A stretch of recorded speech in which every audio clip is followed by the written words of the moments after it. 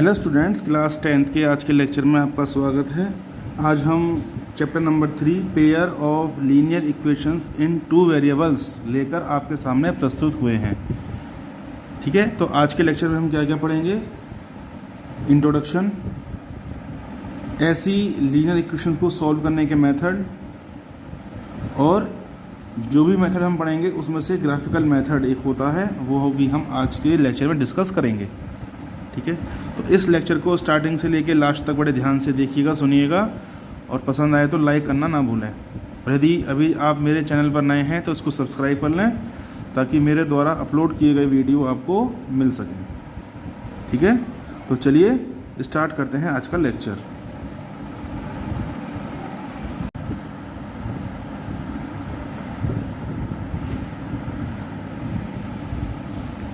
तो पहले हम समझते हैं इस चैप्टर के नाम की वर्ड मीनिंग। पेयर मतलब टू, लीनियर इक्वेशन मतलब एक ऐसी इक्वेशंस जिसमें x और y के हाईएस्ट पावर 1 हो इन टू वेरिएबल्स। तो उस पर्टिकुलर इक्वेशन में केवल आपको 2 ही वेरिएबल देखने को मिलेंगे, कोई तीसरा वेरिएबल नहीं होगा। यह है इसके शाब्दिक अर्थ। तो देखिए, एक एग्जांपल हमने लिया है, x minus y is equal to 6 minus का x प्लस का 2y इज इक्वल टू 5। ठीक है, तो देखिए x y की हाईएस्ट पावर 1 है, x y दूसरी इक्वेशन में भी x y की हाईएस्ट पावर 1 है। कितनी इक्वेशंस हैं? 2। तो ये हो गया पेयर। हाईएस्ट पावर कितनी है? 1 1 है दोनों की, x की हो या y की हो, तो ये हो गया लीनियर इक्वेशंस। कितने वेरिएबल हैं एक इक्वेशन में? 2 इन टू वेरिएबल्स। ठीक है, दूसरी बात, दोनों ही इक्वेशंस में वेरिएबल सेम रहेंगे। ये नहीं है कि इसमें एक्स वाई है इसमें वाई जेड हो जाए, नहीं, एक्स वाई दोनों में सेम रहेंगे। जो वेरिएबल्स पहली इक्वेशन में होंगे वही वेरिएबल्स दूसरी इक्वेशन में भी होंगे। कोफिशिएंट अलग अलग हो सकते हैं, जैसे कि इसमें वाई का कोफिशिएंट 2 है, इसमें माइनस का 1 है, इसमें एक्स का कोफिशिएंट प्लस का 1 है, इसमें माइनस का 1 है। उससे कोई फ़र्क नहीं पड़ता कोफिशिएंट का, लेकिन वेरिएबल सेम होने चाहिए। ये हो गया मोटा मोटा इंट्रोडक्शन। बाकी आप बुक से पढ़ लेंगे तो थ्योरी आपको समझ में आ जाएगी।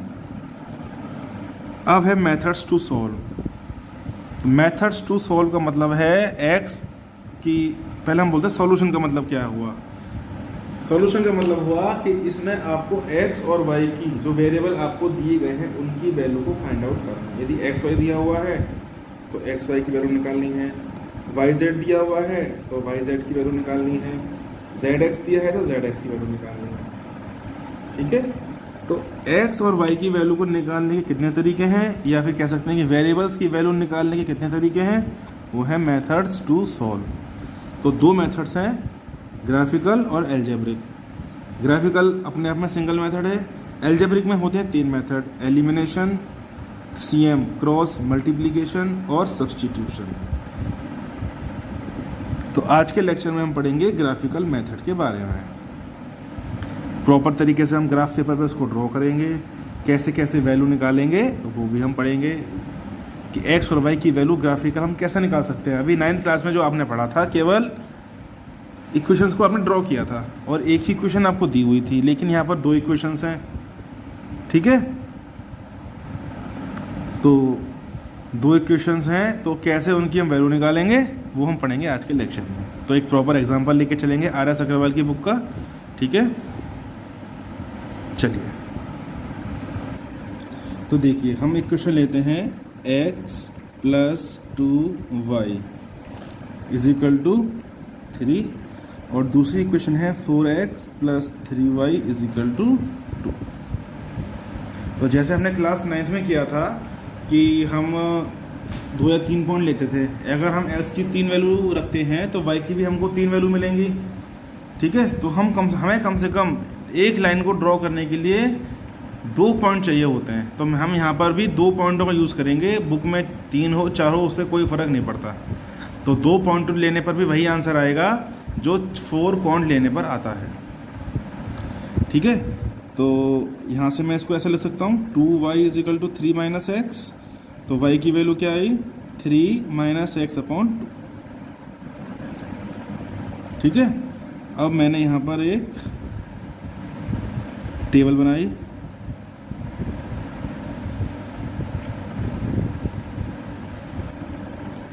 एक्स वाई, और हमें केवल 2 वैल्यू हम लेंगे, तो देखेंगे कि आंसर में कोई चेंज नहीं होगा। अब मैं थोड़ी वैल्यू बड़ी लूँगा, नहीं है 1, 1.5, 2, कम से कम 6 हो, 12 हो, इस तरीके से हो, ताकि ग्राफ पेपर में हम अच्छे से ड्रॉ कर सकें। तो देखिए, यदि मैं x की वैल्यू 3 लूँ तो 3 - 3 कितना होता है 0, तो 0/2 0 हो गया। तो एक तो मैंने x की वैल्यू 3 ली जिस पर y की वैल्यू 4 आई, 0 y। अब मैंने x की वैल्यू 13 ले आप कुछ भी सकते हैं, आपकी इच्छा है, लेकिन मैंने कुछ अलग ली है। अब देखिए, मैंने यहाँ पर 13 रखा, तो 3 - 13 कितना होगा, -10/2, तो कितना आया, -5।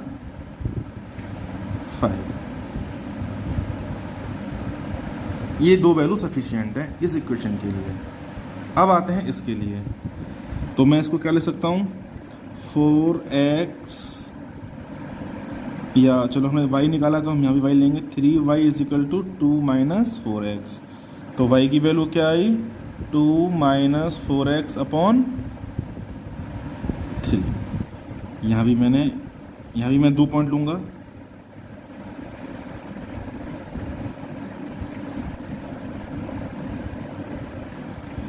तो यदि मैं x की वैल्यू -1 लूँ तो देखिए, तो ये हो गया -1, देखिए 2 - 4 × -1, तो कितना हो गया, 2 + 4 6, और 6/3 क्या हो गया,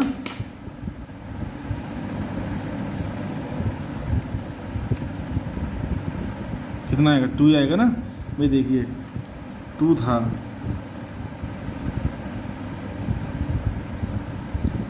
2 - 4x था, तो x की वैल्यू मैंने -1 ली, तो 2 + 4 6 हो गया, तो 6/3 क्या हो गया, 2 हो गया।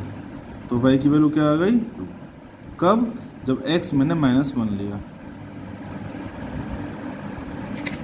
फिर चेक कर लेते हैं वैल्यू भाई, 2 - 4 × -1, तो 2 + 1, ये -4 × -1 +4 +4 +2 +6 6/3 2 आ गया, ठीक है।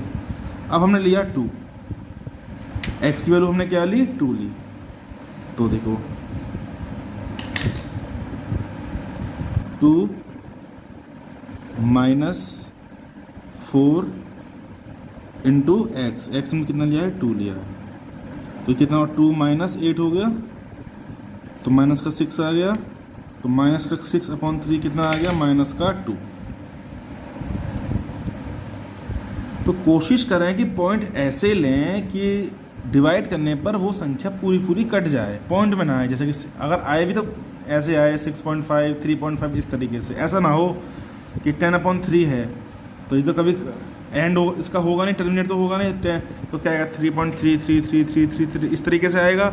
और अगर ऐसा आंसर आप प्लॉट करेंगे ग्राफ में, तो हो सकता है कि जो फाइनल आंसर है उसमें थोड़ा चेंज आ जाए। ठीक है ना, आप करके देखना, आप इसको 0-1 या 0-1 दोनों करके देखना, फिर देखना कितना आंसर में डिफरेंस आता है। अभी तो मैंने वो पॉइंट लिए हैं जिससे 2 पूरा कट रहा है, 2 से पूरा कट रहा है, और 3 से पूरा कट रहा है। अब आप चाहे तो ऐसी संख्या भी ले सकते हैं जिसमें वो 2 से पूरा ना कटे, या फिर 3 से पूरा ना कटे। फिर इसको ड्रॉ करिएगा और फिर इसकी वैल्यू को फाइंड आउट कीजिएगा। चलिए आगे चलते हैं। अब हम इसको ड्रॉ करेंगे, इतना हमारा कैलकुलेशन वर्क कंप्लीट। अब केवल ड्राइंग बची है, तो ध्यान से देखिएगा, मैं प्रॉपरली ग्राफ पेपर यूज़ करूँगा। तो सभी बच्चों ने ग्राफ पेपर देखा ही होगा, कुछ इस तरीके से होता है। रेड या ग्रीन कलर में आपको ग्राफ मिल जाएगा, उसमें से छोटे छोटे ब्लॉक आपको ऑटोमेटिक मिलते हैं। तो इक्वल डिस्टेंस का स्केल का यूज़ तो मतलब केवल लाइन ड्रॉ करने के लिए होगा, मार्किंग के लिए नहीं होगा, क्योंकि मार्किंग तो ऑटोमेटिक इक्वल डिस्टेंस पे हो रखी है। ठीक है, तो यहाँ पर मैंने खींची वाई एक्सिस,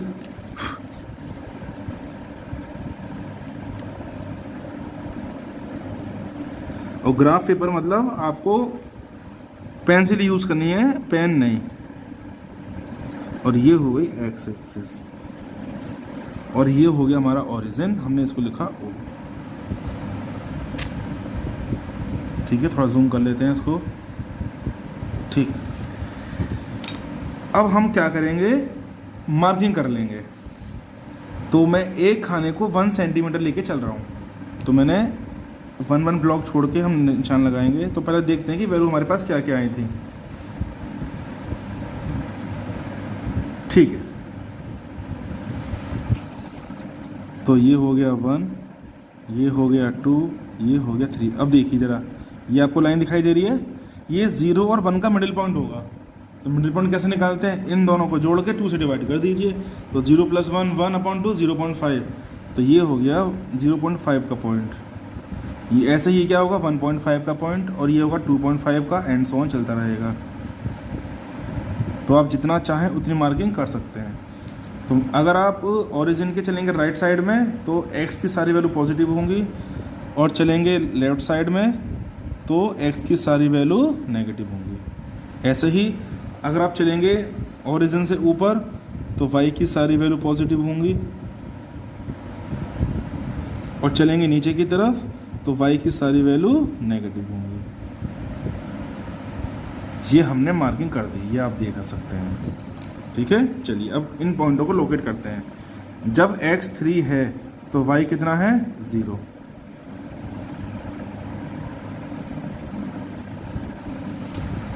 लीजिए x एक्सिस पे तो y 0 होता है, ये आ गया एक पॉइंट। x 3 पे y 0 हो गया। दूसरा क्या है, जब x 13 है, ओके अभी वैल्यू बहुत लंबी हो रही है, जगह नहीं बची। हम इसको चेन थोड़ा और पास लेके आते हैं। ठीक है, तो देखिए मैं थोड़ा, अब चूंकि मेरे ग्राफ में स्पेस नहीं था तो मुझे थोड़ी वैल्यू और छोटी करनी पड़ी। अगर मैं 9 रखूं x की जगह तो मुझे -3 मिल जाएगा।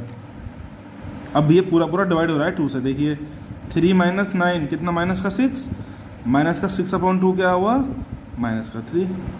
और हमारा 9 यहाँ पर इजीली आ भी सकता है। तो हम इसकी मार्किंग थोड़ा बढ़ा लेते हैं, ये 6, ये 7, ये 8 और ये 9। स्केल से हम इसको एक्सटेंड कर लेते हैं। चलिए, तो जब x की वैल्यू 9 है तो y कितना, -3।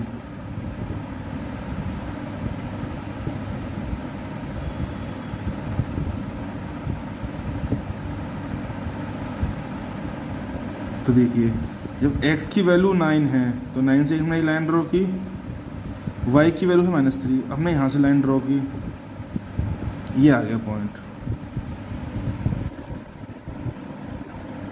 फिर सुन लीजिए, x की वैल्यू जब 9 थी तो y -3 था, तो x और y दोनों से लाइन ड्रॉ कर दीजिए। तो दोनों लाइनें जहाँ पर इंटरसेक्ट होंगी वो आपको पॉइंट मिल जाएगा। तो हमने क्या किया, अब इन दोनों को ज्वाइन किया।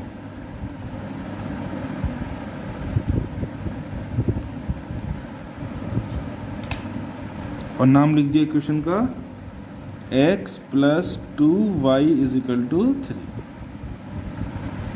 अब करते हैं हम सेकंड इक्वेशन को ड्रॉ। जब x -1 है तो y 2 है, जब x -1 है तो y 2 है।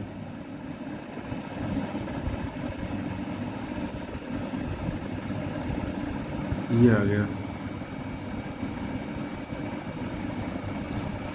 जब x 2 है तो y -2 है, x 2 है तो y -2 है। ये पॉइंट दिया गया। अब इन दोनों को ज्वाइन कर देते हैं।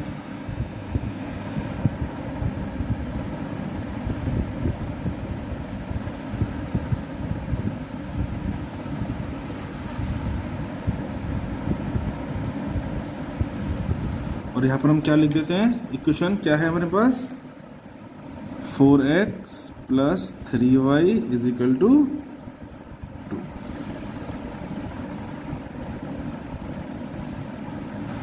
अब देखिए क्या हमें कोई ऐसा पॉइंट मिला है जहाँ पर ये दोनों लाइनें कट कर रही हैं एक दूसरे को, ये मिला। तो यही होगा इसका सॉल्यूशन। अब देखिए ये पॉइंट हमको मिल गया, इस पॉइंट से मैंने एक लाइन खींची y एक्सिस पे और एक खींची मैंने x एक्सिस पे। तो जब आप इस लाइन को y एक्सिस पे ले जाएंगे तो y एक्सिस पे जिस पॉइंट पे कट कर रही है वो y की वैल्यू होगी, और x पे जहाँ कट रही है वो x की वैल्यू होगी। देखिए ध्यान से 2.2 से ऊपर ही जा रहा है, तो मैं इसको 2.2 लिख सकता हूँ। x पे जा रहा है ये -1 से हल्का सा ज़्यादा, तो मैं माइनस का 1.1 लिख सकता हूँ। तो जब आप बुक में आंसर देखेंगे तो y की वैल्यू 2 है और x की वैल्यू -1 है। तो इतना तो वेरिएशन चलता है ग्राफिकल मेथड में, ठीक है। तो ये है ग्राफिकल मेथड से सॉल्व करने का तरीका।